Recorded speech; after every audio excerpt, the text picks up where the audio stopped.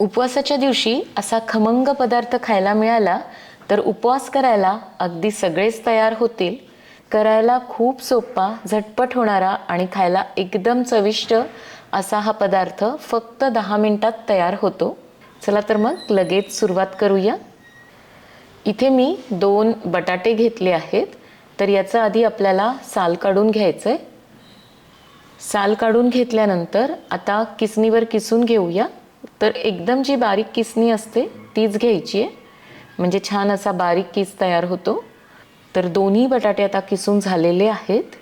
हा किस आता आपल्याला न धुताच घ्यायचा आहे, म्हणजे यामध्ये जो स्टार्च असतो तो तसाच ठेवायचा आहे. यानेच या पदार्थाला छान बाइंडिंग येतं. यामध्ये आता 2 ते 3 हिरव्या मिरच्या अगदी मी बारीक कट करून घेतल्या होत्या त्या घालायच्या आहेत. चवीनुसार मीठ, थोडंसं आलं किसणीवर किसून घालायचं आहे. तर उपवासाच्या दिवशी जे जे जिन्नस तुमच्या घरी चालतात तेच घाला. आमच्याकडे जे जे चालतं ते मी या पदार्थात घातलेलं आहे.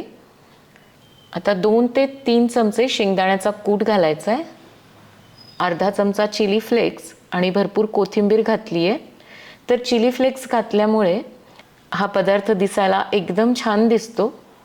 आता सगळं हाताने मिक्स करून घ्यायचं आहे. तर हलक्या हाताने मिक्स करून घेऊया, फार असं दाबून दाबून करायचं नाही. अगदी झटपट होणारा हा पदार्थ, करायला पण खूपच सोपा आहे. सगळं व्यवस्थित मी मिक्स करून घेतलं आहे. हातावर घेऊन पाहिलं तर मस्त वड्याप्रमाणे हा थापला जातो आहे, म्हणजेच परफेक्ट कन्सिस्टन्सी आलेली आहे. आता लगेच बनवून घ्यायचेत. पॅनमध्ये आता सुरुवातीला तूप घालूया. तुम्ही तुपाच्या ऐवजी शेंगदाण्याचं तेलसुद्धा वापरू शकता. आणि हातात हे मिश्रण घेऊन त्याचा आधी गोळा बनवून घ्यायचा आणि मग थालपिठाप्रमाणे थापून घ्यायचं आहे. तर आता अशा पद्धतीने मी थापून घेतलं आहे. फार पातळ ठेवायचं नाही आणि चमच्याने असं याला गोल गोल करून घ्यायचं आहे, म्हणजे आकार व्यवस्थित दिसतो, अगदी गोल दिसतो. आता मीडियम फ्लेमवर हे भाजून घेऊया. मी इथे आता हे बनवण्यासाठी असा खोलगट पॅन घेतला आहे. तुम्ही नॉनस्टिकचा तवा किंवा आपण रोज ज्यावर चपाती पोळी बनवतो तो घेतला तरी काहीच हरकत नाही. फक्त त्यासाठी थोडंसं तेल तूप जास्त घालावं लागतं.